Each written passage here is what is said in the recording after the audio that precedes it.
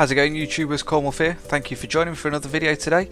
And today we've got a look at the Eurogamer survival guide. So this is my survival guide to Eurogamer, but you can probably apply this to most other gaming conventions and things like that you might come across. So as you may have seen in my previous video, on the 25th of September this year, it's Eurogamer down in Earl's Court, London. And I've been going there for the past, I think this is my 5th year that I've been going to Eurogamer, and I just wanted to give you guys, anybody that's either new to going, thinking of going, is going but unsure about a few things, this is my survival guide on a few things you need to take with you, a few things you need to think about, and just general tips. So starting off with the very first thing, don't forget your tickets. I know it's stupid, but if I don't say it, someone will go, oh, I didn't take my tickets and you forgot to tell me. Take your tickets. Now they do a barcoding system which can be scanned off a phone, so make sure you've got your email there ready and waiting for when you walk through the doors to get your wristband, but also print it out just in case. I'm sure someone or somewhere can print it out for you at a very cheap cost, if not for free. So do print them out and make sure when you get into the front doors that you've got that ready. Number 2, money. Make sure you have got your money with you. There are cash machines inside, but I think they do charge, so it'd be like the £1.50 ones, so make sure you've got some cash with you. There's lots of things to buy in there. Some of the vendors do take cash, some of them don't. I think the bigger ones, you've got normally the Turtle Beach stand, there's game in there, and people like that will be able to take your money via a card machine, but some of the little stalls won't. So for example, last year I brought some fairly small Batman metal emblems to put in a frame, and he didn't take cards, so I had to pay cash. So just make sure you've got cash on you, and also for food and various other things. I'm not here to hold your hand, but make sure you take plenty of money with you. That's just a tip from me. Number 3, plan your day. So make sure that you know the games that are there, the developer conferences that are there, and any competition times and even cosplay times. Closer to the day, they do release all the times for you, and obviously they've got the list of games which are constantly being added and added and added. And plan your day. So if I would recommend you go to the games, get all the games, put them in order, and then put them in, and then out of that list put them in order of the ones you want to see the most. So the one you want to play the most at the top, then go down from there, and then slot in your developer conferences. Sometimes there is some massive queues. Last year I think Titanfall was there, I didn't even get anywhere near the queue was horrendous because everyone wanted to play that because of the amount of hype behind that game. So make sure that you go and see the games you want to see first and spend that time queuing, and then go and see your other games towards the end. That's my tip, to just go straight for the game you want the most. Number 4 is pictures of trainers in its comfortable clothing. You don't want to be walking around, unless you're doing cosplay or something like that, you don't want to be walking around in stilettos and your Sunday best shoes and things like that. Make sure you've got a nice comfortable pair of trainers. There's a lot of time you're going to be stood up on your feet, there's quite a bit of queuing. There is seating, and you can obviously sit on the floor, you sit where you want, and at most of the games you get to have a pew while you're playing the games, but just make sure that you dress sensibly for this event. There's a lot of standing, there's a lot of walking around, obviously the adrenaline's pumping so you don't feel it, but when you leave you'll feel it, so just make sure you dress for the occasion. Which takes me on to number 5. Make sure that you've got a raincoat with you, or a lightweight coat. When you're queuing up to go inside Earl's Court, you're actually queuing right around the side of the building.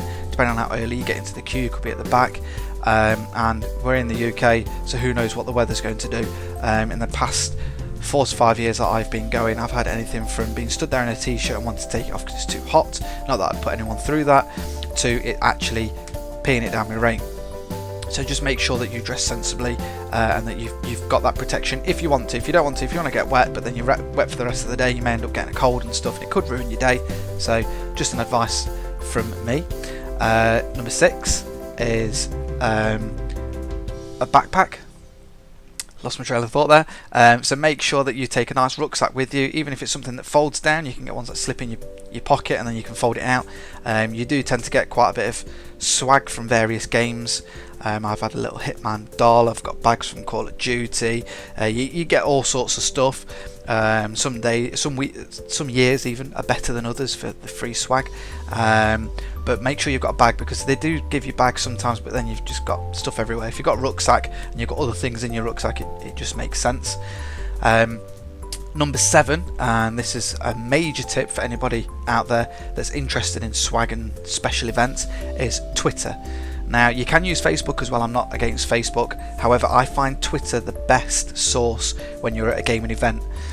Make sure you follow the games and the game developers, and if you're in the queue or if you're not there for a couple of days, just make sure you're following them, and then follow the people that are doing the tweets.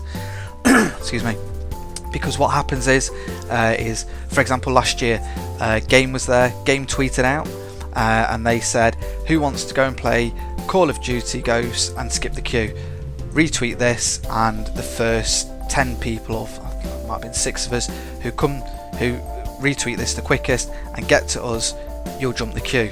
Sweet. Smash that retweet button, get there. They didn't actually fill all the places, and my wife actually ended up playing as well. She just thought, why not? And she actually did really well. But you need to follow these things, and I have the notifications on, so it comes up, bang, done, and the tweet's there.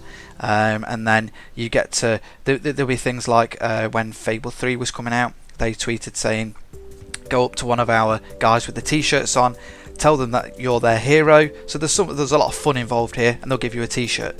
I got a Fable t-shirt. So there's lots of stuff like that, and there's also random talks that might happen and things like that. So just make sure you are following and up to date with those things if you're interested in that.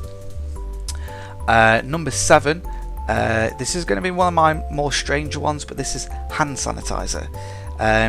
Now this is going to sound really strange, but I recommend you take some. There's a lot of people there. I don't know if the controllers are cleaned between days, and there's a lot of people there. There's a lot of sweaty blokes, sweaty teenagers, probably even sweaty ladies there as well. You're all touching the same controller, you're all eating something, picking your nose, wiping your arse, whatever, and this is just for hygiene reasons. Last time I went, the last 4 years I've been, there's no hand sanitizers about. I'm not a freak with hygiene, but I do believe that sometimes you need something. So if you just do want to avoid getting any random lurgies and different things, just make sure you take a bit in your bag. After each game, just give them a quick sanitizer. Your hands will feel a bit minging by the end of the day, but there's nothing else about to be able to do that unless you go to the toilet in between each one. It's just a nice little handy tip I've got there for you, to have that there. I have mentioned that they should have some stations about, but who knows. I just think that there's that many people touching the controllers, and you don't know what those people have been doing. With no disrespect to everyone there, we're all carrying something. You've touched something, touched someone else, blah blah blah blah blah, and that's how it spreads. So just be careful on that. Number 8 is batteries. So make sure that you've got all your batteries and things charged up. You've got spare batteries for a camera, for your phone, and different things like that, because there's lots to take pictures of. Some things you're allowed to record, so if you're there with a couple of mates, you might be able to record each other playing a game if you want to do that. But also you can, if with your phone, if you're doing the Twitter thing, you can have Twitter going constantly. Your phone battery will die in seconds. There are plug sockets about, but they are sparse, so be warned that you may need an extra battery for your phone. I have actually got an iPhone 5, and I've got a battery pack which I brought off the internet, which is really good, £15. It makes the phone a bit bulkier, but it does give me 2 full charges out of that battery pack onto my phone, and I can still use it while it's charging it up, which is fantastic. So that's just an extra tip to make sure you're prepared for that. Number 9, medication. Make sure that you take any medication that you do require throughout the day, if you're diabetic, and things like that, if there's certain medication you need. But also, which I've got on screen, is headache tablets. Okay, these are migraine ones, but it is loud in there. You are concentrating on a lot of games. You're probably that engrossed in all the games and everything that's cracking off around you that you're probably not drinking enough water. So make sure that you've got something like that with you if you do get a headache, because the last thing you want is getting a cracking migraine, having to go and sit in a dark room and you miss the rest of the event and you have to go home, or whatever, you're puking up, who knows. So just make sure that you're prepared for these things. The guys don't really check your bags when you go in, so it's not a massive issue, but they will stop and have a look to make sure you haven't got a machete or something in there. So that's just an extra little tip there. Number 10 is snacks. So make sure that you've got some snacks in there with you. There's a lot of queuing before you go in, while you're there. So if you've just got a few snacks in your bag, keeps it a little bit cheaper for you, but also it allows you to eat and keep your energy up while you're in the queues. It can be anything you want. There is food available there. For example, you can get there's a Pizza Express, which I normally go to, and for about £10 you get a small pizza which you can have various toppings on, some dough balls and a drink for a tenner, which is pretty decent for saying you're in an exhibition and you've got a captured market. You can go in and out of the expedition when you've got your wristband, but the prices aren't too bad in there, and there's coffee shops and I think there's a fish bar and different things like that. But just make sure you are prepared for that, and obviously if you want to keep it a bit cheaper for yourself, throw a few things in your bag, Mars bars and whatever you want, monster drinks and different things like that. And finally, number 11 is water.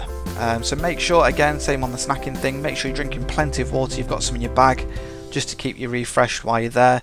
Like I say, it is expensive in there, so if you've got a bottle of water in your bag or a couple of bottles, it does keep it a bit cheaper, but also keeps you hydrated.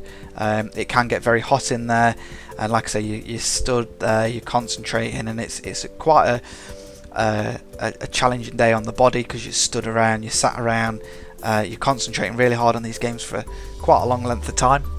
It's about nearly 12 hours it's open for, so just make sure that you are keeping yourself hydrated and you're enjoying yourself. So that's it for my Eurogamer survival guide. I hope you've learned something, I hope you've enjoyed it. Try to keep it as fun as I can with the little pictures and things. Let me know if there's anything you've missed, any tips you've got for anyone else down below. And overall, just really enjoy yourselves, and I hope to see you there. Until next time.